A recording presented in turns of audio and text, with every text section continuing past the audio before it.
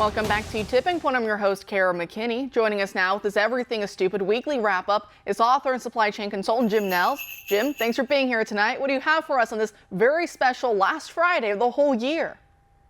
Hey, Kara, good evening and greetings from the Everything is Stupid studios here in the People's Republic of Chicago.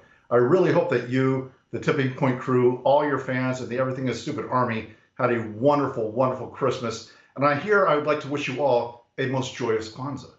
I was going to take the easy way out of this week and do a best of segment, but Kara, the stupidness continues, and the Everything is Stupid Army demanded we bring it to you and your fans. We have a lot to cover. Let's jump right in. Let's start with President Biden and his love of vacation. Kara, I remember when you took vacation a week off back in July. I even remember the handsome devil that filled in for you. I took a week off in May.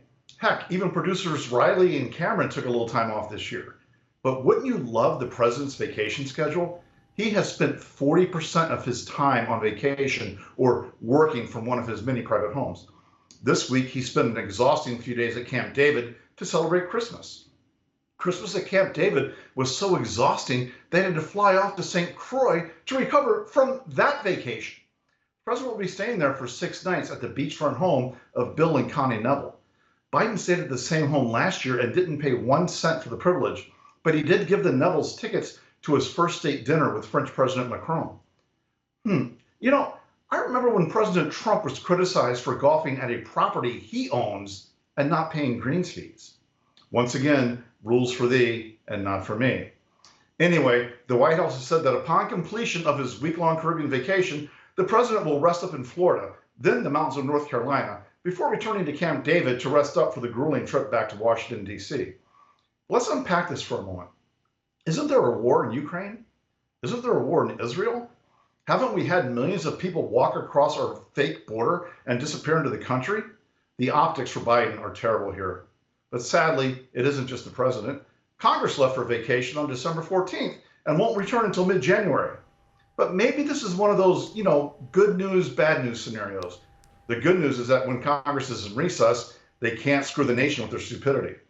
The bad news is they are doing nothing to secure the border or to pass a budget that begins to return the nation to fiscal responsibility. But don't worry, Kara. Congress did approve the Defense Authorization Act, which forces the Everything is Stupid Army to pay for military members to travel and take vacation if they want to get an abortion. Really, really good stuff. And I will all but guarantee that this stupid Congress will come back in January and pass a Pelosi-based budget spending bill. Really, really, really, really good stuff. But sadly, Kara, there's more. We talked recently about how Hunter Biden blew off a congressional subpoena, opting instead to hold a press conference in Washington and then fly off to parts unknown with a gaggle of prostitutes. Well, it appears that some members of the government had a role in his actions, which may lead to them being charged with obstruction of justice. California Congressman Eric Swalwell, who famously broke wind on TV and had an extramarital affair with a Chinese spy, was present at the First Son's bizarre press conference. Perhaps he was just walking by and saw the extravaganza and wanted to watch. Nope. Per reporting, Mr. Swalwell helped to orchestrate the presser by reserving the space on Hunter's behalf.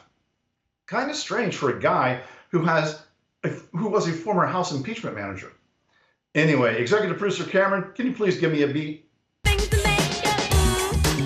that make you go, things that make you go, yeah. Oh, but wait, there's more.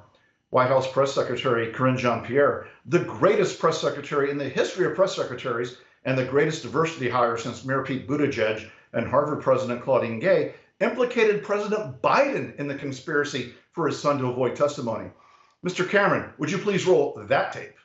If I called my dad and said, I am about to violate a congressional subpoena, he'd probably say, son, you shouldn't do that. Was there any attempt by President Biden to talk Hunter out of it today? You're gonna call your dad Steve? Call him Dad, usually. Look, I don't have anything else to add. The president was familiar with what Hunter was going to say today. So, per the official spokesperson of the White House, the president knew that his son planned to obstruct justice